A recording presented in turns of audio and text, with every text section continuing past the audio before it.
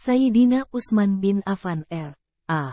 mengambil sebuah kebijakan penting dengan membukukan Al-Quran dalam bentuk mushaf, sehingga umat Islam dapat melihat dan membaca kitab suci tersebut hingga akhir zaman.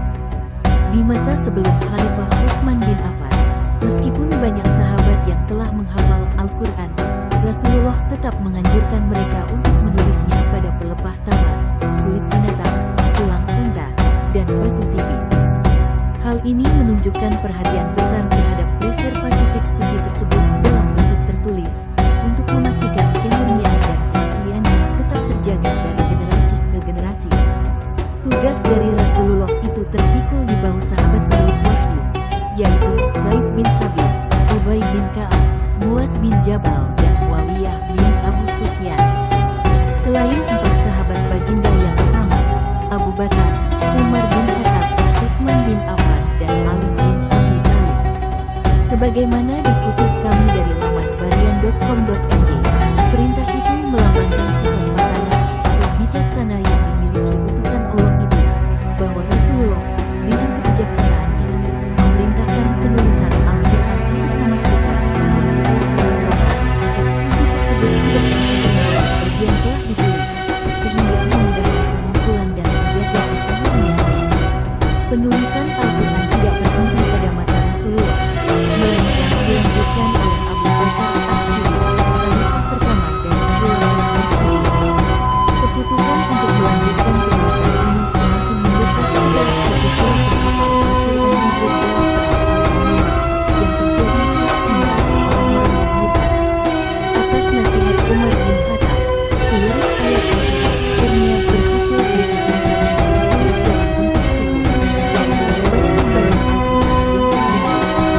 Pada zaman Khalifah Utsman pula, Islam berkembang luas hingga ke bagian barat Afrika dan timur Azerbaijan. Keadaan umat Islam yang tersebar di berbagai dunia mendorong Utsman bin Affan pengakuan Al-Quran.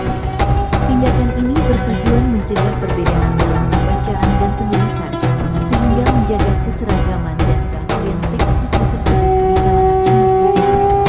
Pembukuan mushaf selesai pada 652 Masehi atau 19 tahun selepas kewafatan Nabi Muhammad. Salinan mushaf Utsmani dikirimkan ke berbagai wilayah kaum muslimin yang semakin luas ketika itu, sekaligus menjadi rujukan utama. Salah satu mushaf yang masih ada hingga kini adalah yang disimpan di perpustakaan kompleks khas Imam, Tashkent, Uzbekistan. Sayangnya, mushaf ini hanya terdiri dari 338 halaman, yang merupakan sekitar sepertiga dari keseluruhan isi Al-Quran.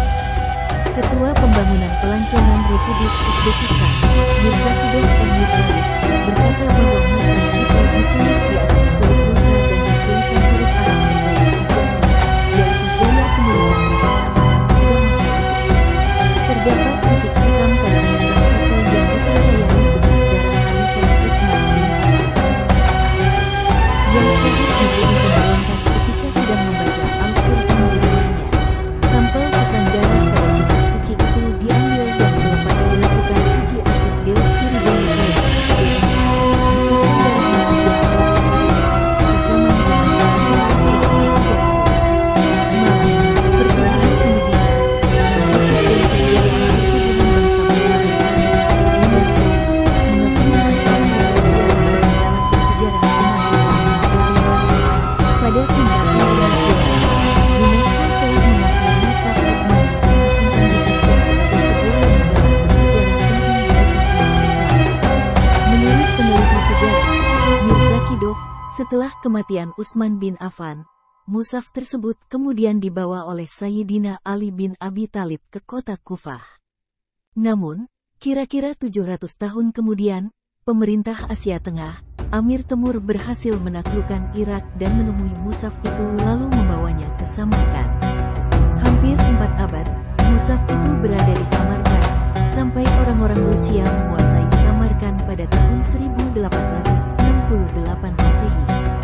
Gubernur Rusia kemudian mengirim Al-Quran tersebut ke St. Petersburg dan disimpan di perpustakaan negara. Ketika berlakunya revolusi Bolshevik, Vladimir Ilyich Ulyanov atau Lenin ingin